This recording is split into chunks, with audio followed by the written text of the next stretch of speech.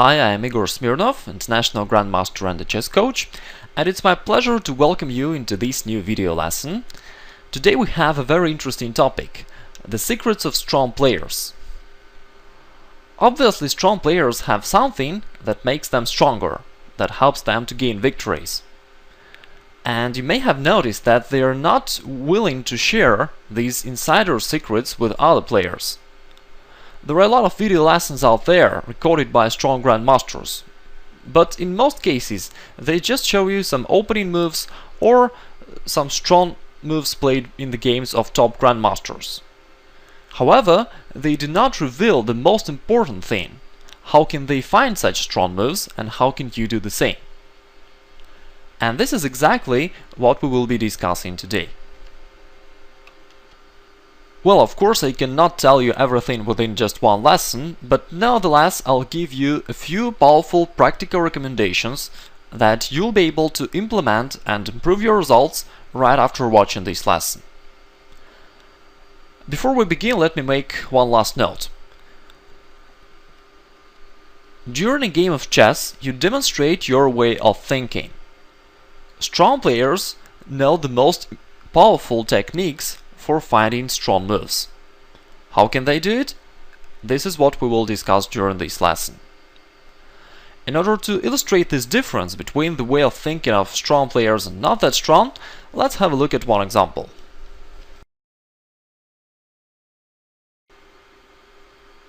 In this position, white played rook takes d6, winning a pawn, and black answered queen e5. And perhaps he wanted to block white's e-pawn, and of course at the same time black is attacking white's queen and keeping an eye on white's d6 rook. Now I have a question for you. How would you play here as white? You may pause the video and think about it. I'm pretty sure that most players would just take black's queen on e5. Generally, when you have a material advantage, it's good to exchange pieces. However, in this position it's not the best move. If you have learned my previous lessons, then you already know that to take is a mistake. If white takes black's queen on e5, white helps black to activate his knight and to bring it on a good central square. That's why in such positions it's better to keep the tension and to let your opponent release the tension. And white played king h2. Now you can see this idea clearly. If white takes black's queen on e5, black will activate his knight and will put it on a good central square. And the opposite situation is applicable for black. If black takes white's queen on g3, then it will help white to activate his king and to bring it closer to center. That's why to take is a mistake, and that's why in such cases it's better to keep the tension. In the game, black indeed took white's queen, white recaptured, and now white has an easily winning position. White can bring the king to f4, then push e5, and he has an extra pawn, and black has a lot of weaknesses, so it's totally winning for white. Here we have seen one secret of strong players: a rule to take is a mistake. It may sound simple, but most players do not follow this rule and do not know about it. Actually, they do an opposite thing. They take whenever they can. Actually, it's easy to explain it. Let's have a look at another example.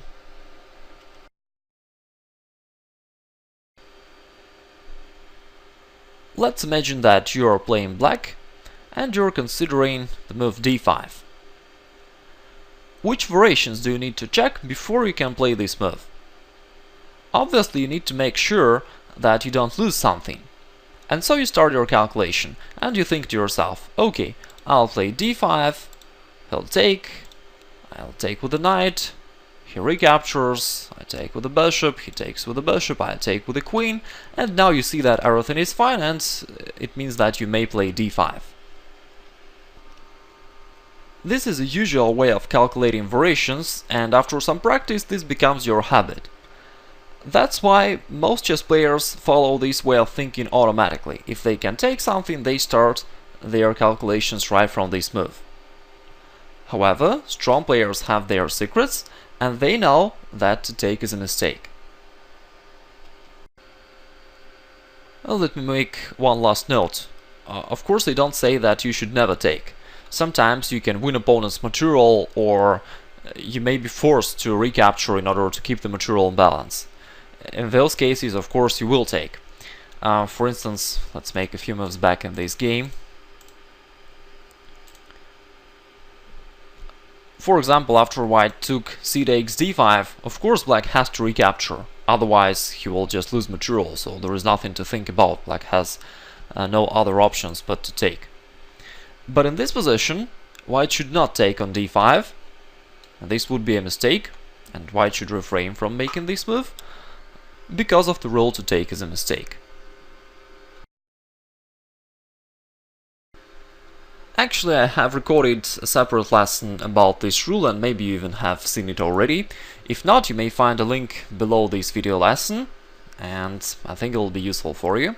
And in any case, I believe it will be useful to repeat this material. Okay, now we can move on to the next rule, and let's have a look at the next example.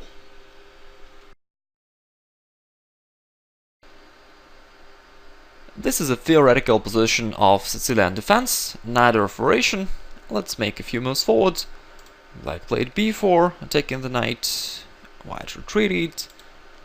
Black played queen c7, h4, preparing attack on the king side, and black answered d5, attacking white's center and the e4 pawn more specifically. Okay, and here I'd like to ask you this question: how would you play here as white? As usual, you may pause the video and think about it by yourself for a couple of minutes. I'm very glad if you haven't decided just to take the d5 pawn, because as you already know, to take is a mistake, and in this position this is indeed not the best option. After that, black would recapture with the knight, bringing his piece into center, attacking white's bishop e3 and gaining more activity. So white needs to find something better. As we know, we should try to keep the tension and avoid such moves like e takes d5. However, it's not that easy to find a suitable way to keep the tension and to protect the e4 pawn somehow. White can't play knight g3 because this square is under the control of black's queen. If white plays something like bishop g2, this would place the bishop on a very passive position, and after an exchange the g4 pawn will be hanging, and black can move his knight to c4, so it doesn't look like a very good option for white. And lastly, if white tries move queen d3, it's quite an awkward idea. Black can play knight e5 or knight c5, gaining extra tempos, and it's definitely not what white wants. After all, you may be thinking that if you don't have a good way to defend the pawn on e4, then perhaps you just have to take on d5. This is how most chess players think in such situations. However, it has one major drawback. Everything that we've been thinking about so far in this position was focused on opponent's threats, and we completely forgot about our own plans. Let me bring up an analogy. It's like the tug-of-war competition. Each party is trying to pull the rope into his direction, and the one who does it stronger will win the competition. Similar thing happens in chess. Each player is trying to pull the game into the direction that he wants, and the one who does it more insistently will win the game.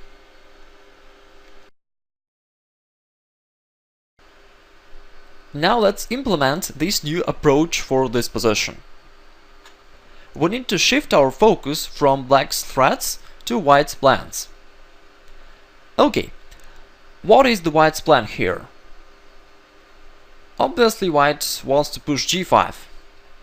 That's why he played h4 and g4 during the previous moves. White can't push g5 straight away, because after h takes, white cannot recapture, the pawn is pinned. Therefore, white needs to prepare this move somehow, and he just needs to think how to solve this problem of the hanging rook on h1. We can find a couple of ideas for this purpose. For example, we can play bishop h3, covering the line. Then after d takes, white will push g5 successfully. And bishop h3 also takes aim at black's e6 pawn. Maybe white will sacrifice a piece there, or white can push g6 and undermine this e6 pawn. All in all, this position looks very promising for white, so this is one interesting idea. Let's go back. At the very least, white can just remove the rook, play rook g1, with the similar ideas of pushing g5 and then g6 and developing attack on the king side. That's another alternative. In the actual game, white finds another move with a similar idea. He played bishop f4, attacking black's queen, and after e5, bishop h2. White covered h-line with his dark squared bishop, and he's still ready to push g5. Of course, black can't take the knight because pawn is pinned, and that's why black took d takes e4 and white pushed g5. Now white is developing his attack, and this is of course a very complicated position, but white has pretty good chances to develop attack successfully. Black should be really careful. For example, in this position, if black makes a natural move knight d5, and he's losing immediately, white can take bishop takes e5 with a discovered attack on black's h8 rook. Okay, let's make a few moves back and observe that critical position once again.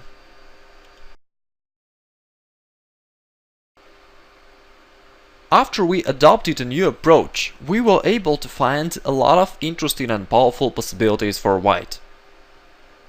You may notice a big difference in the way of thinking of strong players and weak players. Being attacked, weak players think how to defend. Unlike them, strong players try to pull the game in the direction that they want, and they always try to keep focusing on their own plans.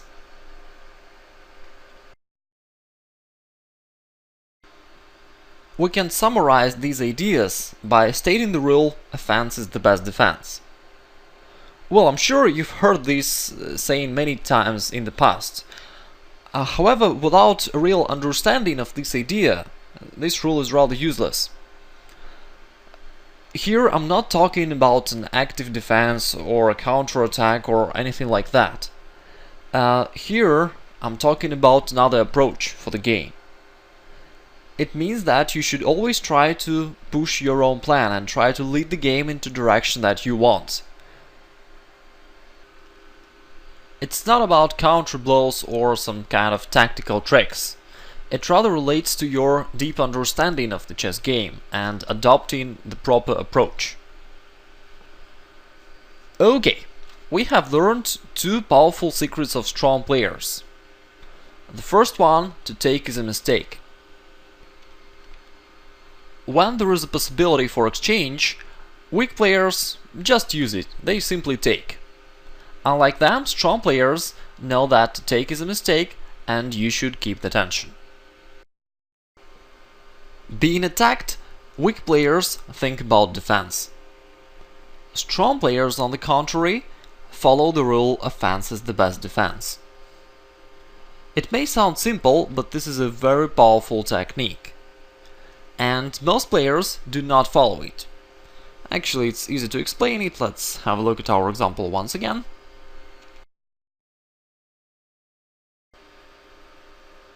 Let's say you're playing white and the opponent just played b4. You know that you need to move your knight somewhere, and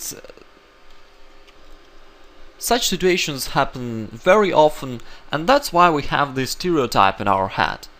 If opponent attacked you, you need to defend. However, as you know, it's not exactly correct, and very often you have something more powerful. And at least you can try to find something more powerful. Even in this position, white has an option knight c6, with a double attack of black's queen and pawn making a counter blow. Although it does not work in this particular situation, in another position it could work. And it means that you definitely should not make defensive moves automatically.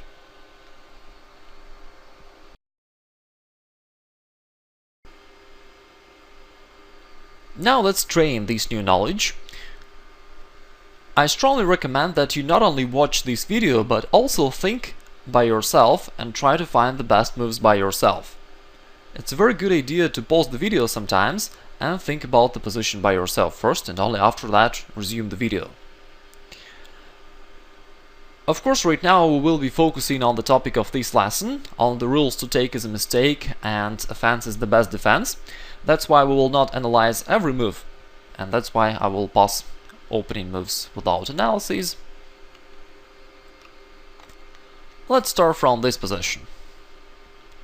Here white played knight h4, attacking black's bishop. Where will you place the bishop? Of course, we should go forward, bishop g4, attacking the queen. Bishop g6 is an option, but it's a passive option, while bishop g4 is attacking the queen. That's why black has chosen this idea. White played f3, bishop h5 and g4. White is still trying to capture this bishop. And now this is another question for you. How would you play here as black? Of course, black can simply retreat to g6, but we know that offense is the best defense and that we should try to find something active first of all. That's why black played knight d5, attacking white's h4 knight with his queen. Now if white takes g takes h5, it will break white's pawn structure and give black excellent attack against white's numerous weaknesses, and that's why instead of that white played knight g2 and black retreated bishop g6. Now here's a new challenge for white. Black is attacking white's knight c3.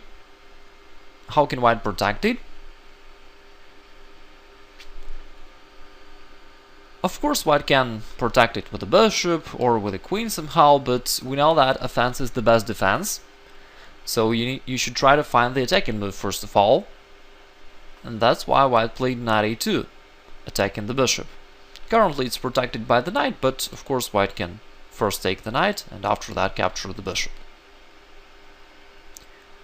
That's why black retreated. And now white can attack once again, playing e4. You see that white is able to gain extra tempos constantly. Black played knight b6, bishop b3, knight a6, a5. Okay, these are just simple development moves. And black played bishop b4. Okay, now black is attacking white's pawn on a5, and that's another position when white needs to deal with it somehow.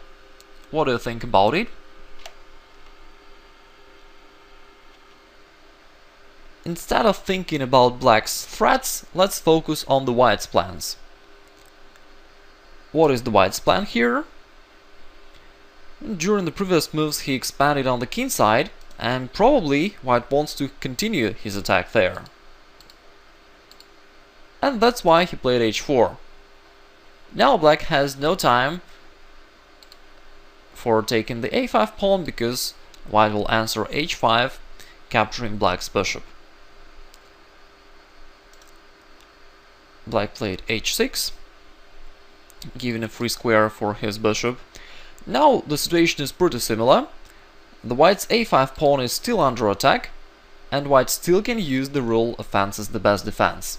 So he just kept pushing his own plan and played g5.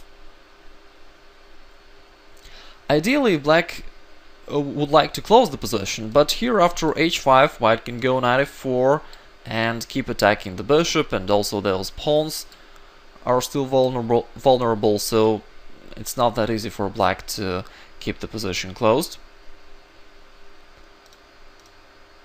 That's why instead of that, in the game he took h takes g5, white recaptured by the bishop. Still black has no time for the a5 pawn because he has to do something about his queen. Once again, you can see power of this rule, offense is the best defense. And if black just moves the queen somewhere, like queen c7 or something like that, then white may continue his attack with the moves like knight f4, h5, and his threats on the king side are pretty strong. Black decided to secure his position and played bishop e7. You see that defense of that pawn on a5 has been solved automatically without any extra efforts for white. White simply realized his own plan on the king side. Now he played queen d2 to protect the bishop. Black played e5, taking white's center. Should white take there or not? Of course not, because to take is a mistake. If white takes there, it will help black to bring his knight on a good central square. White should not do it. That's why white played d5 instead. Black played knight c5, attacking the bishop, bishop c4, rook c8. Okay, in this position white has a lot of moves to calculate. White can take somewhere on e7, on a6, on c6, and for a weak player it would take a lot of time to consider all these options. Strong players knows that you should keep the tension and you should not take, and that's why he simply played rook d1. Black decided to release the tension and take on g5, but as we know, it's very good to let an opponent to make exchange, because in this case he helps you to become more active. In this example, first white placed his queen on more active square, and then he recaptured with a pawn, gaining more space on the king side, getting new h4 square for his knight, and all in all you can see that after black took on g5 it helped white to gain more space and become more active. Okay, black played bishop h5, knight e3, g6, covering f5 square, and here white took on c6 finally. Generally we should avoid such moves, but in this position white has a certain tactical reason for this move. After black recaptured, white took an a6 and go knight c4, and there is no good way for black to protect his e5 pawn and other weak pawns. Black has a couple of weak pawns right now and he cannot protect them. If he tries rook e8, white will play knight d6, making a fork on black's rooks. That's why in this particular position d takes c6 was a good idea for white. As we discussed before, if you can win opponent's material, then of course you can and should take. That's what happened in this game. Black answered f6, g takes, knight takes e5, and white won a pawn. Rook e8. Black is attacking white's knight, and if knight goes away, black will try to grab that pawn on f3. What should white do? What do you think? Of course, white should think about attacking moves first of all, because offense is the best defense, and that's why he played knight to d7. This knight aims at the f6 square. Well, currently it just attacks the rook of course, but if black takes on f3, then after an exchange, bishop takes, taking the rook will go somewhere, let's say rook f1, and then finally white will play knight f6 check, making a fork on black's king and rook. This is losing for black. That's why in the game he made another move. After knight d7 attacking the rook, black simply retreated, rook f7. Now the f3 pawn is still hanging, and what should white do about it? Of course white can protect it somehow, like in g2 or something like that, but instead we know that we should keep pushing our own plan. White was trying to occupy the f6 square, making a fork, and so we can just push this plan once again. White played rook d6, preparing knight f6 check. Black played king g7. The f3 pawn is still hanging, and still we should think about our own plan. Once again, if white wants to occupy the f6 square, then you need to ask yourself, how can I realize my plan? White played e5.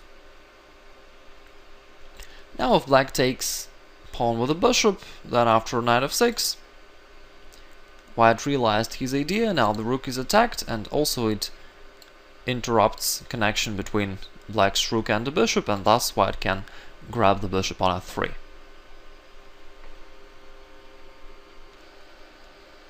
In the actual game, black did not take an f3 with the bishop, he took with the rook. Now that's not a question for white. Should white trade the rooks or not? Of course not, because to take is a mistake. If white takes an f3, it will help black to bring the bishop into play and protect the c6 pawn, and in generally bring this bishop into more active position. Instead, white can simply take that c6 pawn straight away and attack black's knight on a6. Black played knight b4, white answered rook d6. Perhaps rook c7 was more powerful, but okay, let's just continue with the game. Rook g3, king h2, rook d3. Once again, there is a possibility for white to make an exchange or not to make it. What do you think about it? Yeah, we should keep the tension. We should not take. Instead, we should try to let opponent take. That's why white played knight c5. And now if black takes on d6, white will recapture with a pawn, and this pawn will become closer to the 8th rank. And black just retreated. Now white can push the pawn forward. You see, during the whole game, white does not spend time on defense. Always he's trying to find the way to realize his own plan and to make attacking moves. And thus opponent always have to defend and has no time to realize his own ideas. Here black played bishop g4. He is attacking that pawn on e6.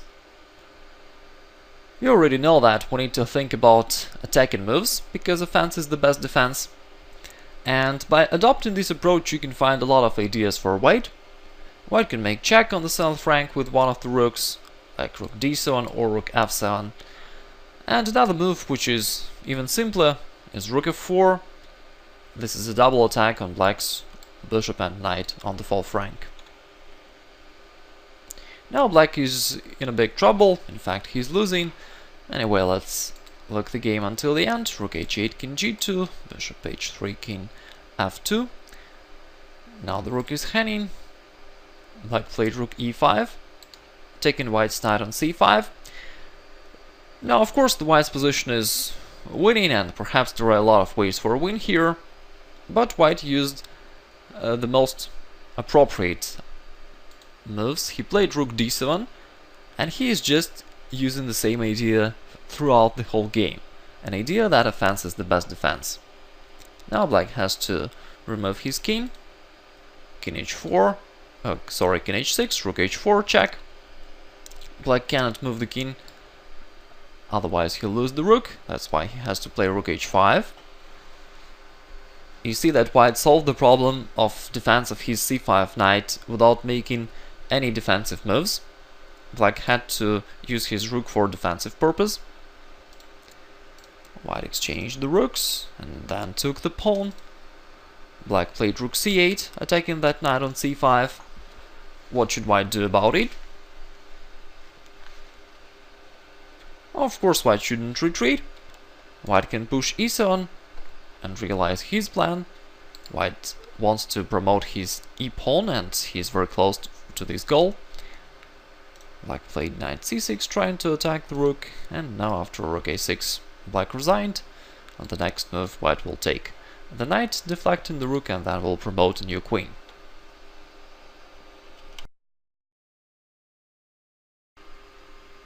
We have just analyzed a quite amazing game between two very strong grandmasters.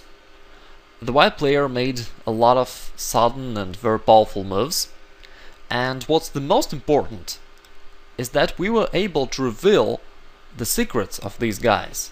How can they find such powerful moves? As you can see, when you know the secrets of strong players, everything becomes pretty simple. Although we went through this game very quickly, I'm sure you were able to guess a lot of moves. If this is the case, then please accept my congratulations. It means that you are very close to the level of top grandmasters. Well, okay, I'm kidding, but Nevertheless, I'm sure that if you adopt just these two techniques, it will improve your game quite a lot. Thanks for watching, have a nice day, goodbye.